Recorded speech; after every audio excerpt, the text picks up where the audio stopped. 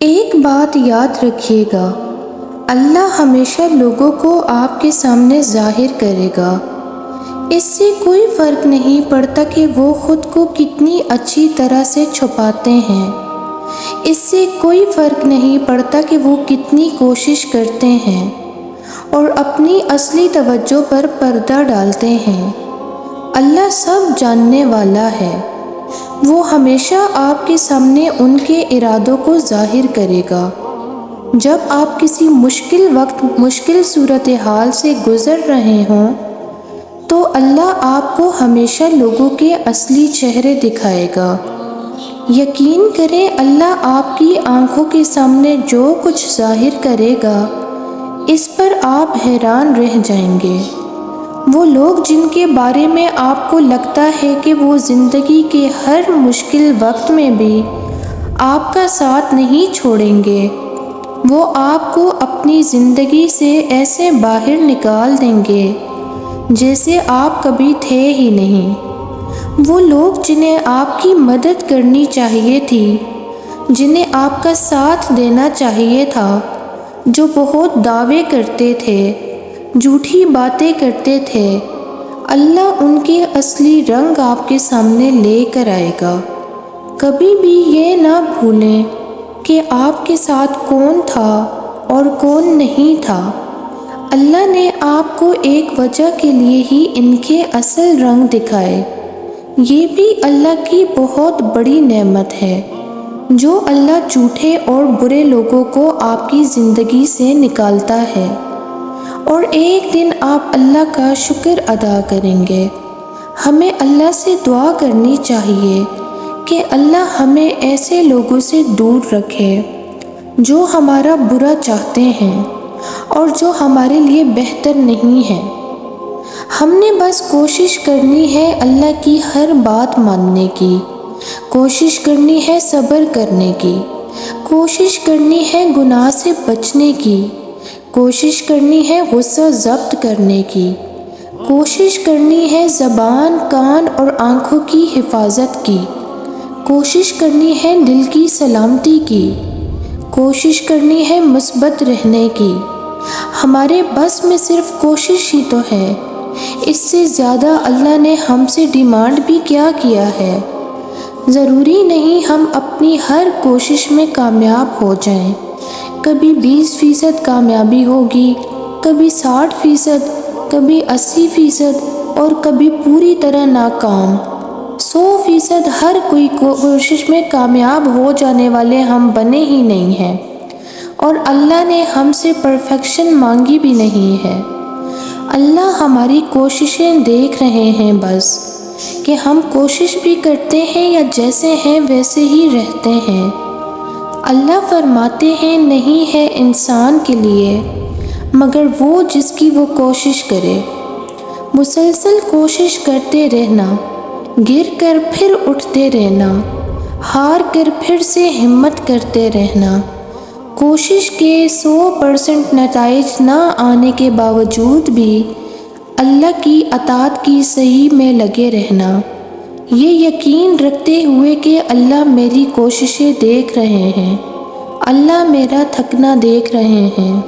جوانی کا سجدہ اللہ کو سب سے عزیز ہوتا ہے۔ دعائیں تو سب کی قبول ہو جاتی ہیں، پر خاص دعاؤں کی قبولیت کا راز تو اللہ نے سجدے میں چھپا رکھا ہے، اور سجدے تک ہر ایک کو رسائی حاصل نہیں ہو جاتی۔ اس مقام تک تو صرف وہی لوگ آتے ہیں جن کی دعاؤں کو اللہ نے نئے سرے سے ان کی پسندیدہ انداز میں قبول کرنا ہوتا ہے۔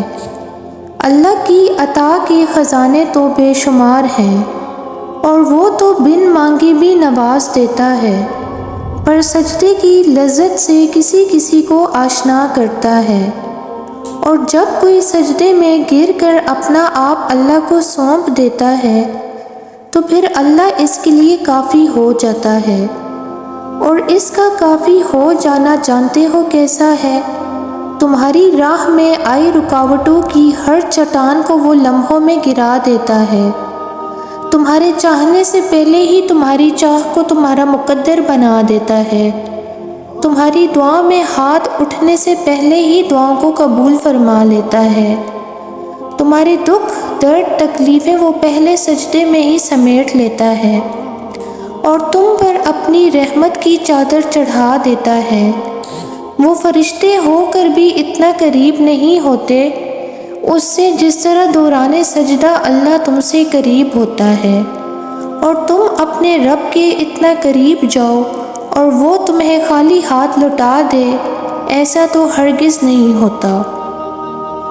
کیا پتہ تم جو مانگ رہے ہو وہ تمہیں اس نے عطا کرنا ہی ہو، مگر اس سے پہلے وہ تم سے بہت بڑے بڑے کام لینا چاہتا ہو سکتا ہے وہ تمہیں پہلے اپنے بہت قریب کرنا چاہتا ہو، تاکہ جب تم اپنی خواہش پا بھی لو تو اس رب کائنات کو بھول نہ جاؤ۔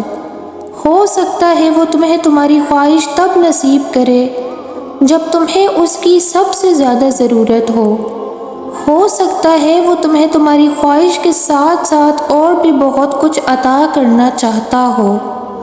تو اس آزمائش کی گھڑی میں اس مالک پر بھروسہ رکھو، وہ تمہارے حصے کی خوشیاں تمہیں ضرور نصیب کرے گا۔ اپنی دعائیں اور صبر جاری رکھو، وہ رب تمہیں جلد ایسے نوازے گا کہ تمہاری جلسی ہوئی روح صحت یاب ہو جائے گی۔ وہ تمہاری بنجر زندگی میں اپنی رحمت کی ایسی بارش برسائے گا کہ تم ہر طرف بہار دیکھو گے۔ بس اس کی ذات سے نا امید نہ ہونا۔ یاد رکھیے، زندگی آسان نہیں ہے، ہمیں اسے خود آسان کرنا ہوگا۔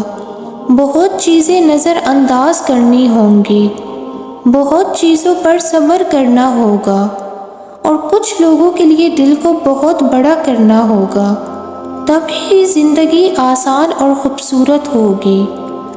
جب تکلیفیں حد سے بڑھنے لگ جائیں تو جان لینا بہت قریب ہے اللہ کی مدد۔ جب سہنے کی ہمت بالکل ختم ہو جائے تو جان لینا انعام ملنے کا وقت آن پہنچا ہے۔ یوں ہار کر کیوں بیٹھ گئے ہو؟ کیا تم بھول گئے ہو کہ وہ رب کسی جان پر اس کی ہمت سے زیادہ بوجھ نہیں ڈالتا؟ وہ تمہیں بھی جلد سکون دے گا۔ ایسے نا امید نہ ہو، یہ دنیا تو جگہ ہی آزمائش کی ہے، مگر اس رب کی رحمت بھی نصیب ہوتی ہے، سو تم بھی پریشان نہ ہو، سب ٹھیک ہو جائے گا۔ اگر آپ اللہ کے لیے وقت نہیں نکالیں گے تو آپ کی زندگی کے ہر شعبے سے برکت ختم ہونے لگتی ہے، پھر کچھ بھی کر کے سکون نہیں ملتا، آپ کے پسندیدہ کام بھی بوجھ بن جاتے ہیں۔ اس رب کی یاد ہماری زندگی میں سانس کا کردار ادا کرتی ہے، اور سانس کے بغیر زندہ رہنا ممکن ہی نہیں ہے۔